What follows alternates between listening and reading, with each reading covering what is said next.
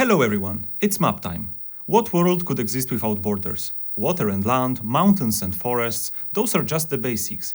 Each point on the map hides its secrets, unique stories and the past that shapes the present. Let's talk about it. Since the beginning, the world of Haze has had a strong emphasis on consistency. It was important for me to weave the folk with their environment, because in the end, the place of our origin has a huge impact on who we are. In the world of Haze, it is especially true, as children are usually being scared of the outside world that lies behind the city walls. Mistborns and bandits are usually enough to deter younglings from straying too far away from homes. Generally, only merchants and adventurers are crazy enough to leave the confines of the cities. The map that you can see was made at the beginning of this project. The outline and mountains first, then the rest followed. Our reality was shaped after the landmasses were in place, so why shouldn't this world obey the same rules? After the land has firmly settled, equator and tropics were placed. There is one pattern that I noticed around all the fantasy worlds that I know of. To put it simply, north is cold. Yes, that is true on the northern hemisphere, but why not put the continent on the southern one? I know that there is no strong reason for it, but to those who find it strange, I say, why not? Now, I don't want to make a boring lore dump video that will be comparable to a history lecture, so let's make it more interesting. Ladies and gentlemen, let's introduce our beautiful contestants, or simply, the lands. This season we sure have a grand variety of the participants, so without further ado, let's start from the top. Land of Nur, the hottest of the Duni North. Coarse and mysterious, but adorned with precious stones. Sharp as the Sultan's dagger and equally as beautiful. Zatara Jungle, the jungle queen steaming from beyond the Midland Mountains. This one keeps all the secrets, loves cooking and killing. Mosquitoes. Kambala, proud as the endless savanna and strong as the Chitara. With that much power, all her wishes will become reality. Be careful though, as she might bite. Verdalia, endless beauty, charm and wisdom. She's a mother figure of the bunch. A bit antiquated, but hey, whatever floats your boat. The Wildlands, wild as they can get and with a beastly allure. If she don't know you, better watch out. The Kingdom of Astoria, golden lady with a silver spoon, surrounded by mountains, unapproachable and a bit snobbish. You know the type.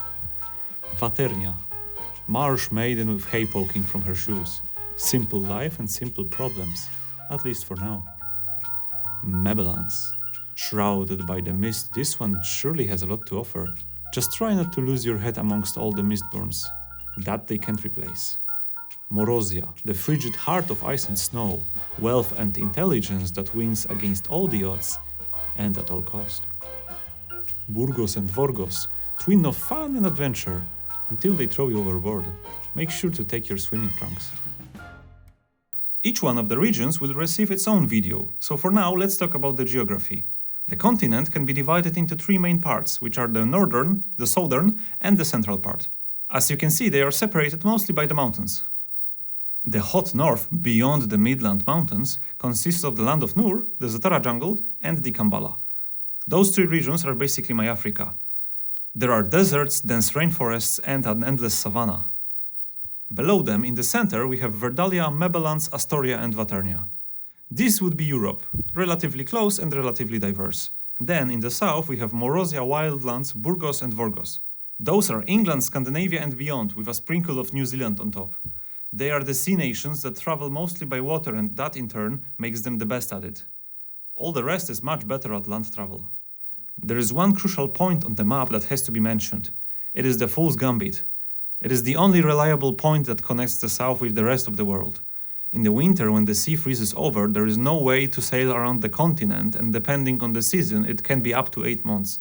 Because of that, many travelers and merchants choose the route through the mountains of Eldor, where the Fool's Gambit resides. As the name suggests, it is not a fun ride. There are many dangers like dragons, monsters and bandits, not to mention the treacherous terrain. Even the most experienced guides get lost often, but what wouldn't they do for a good coin? When it comes to the northern continent that you can see at the top of the map, there are places that even the most fearless sailors avoid. The further you travel from the land of Nur, the less safe it becomes. If someone would like to...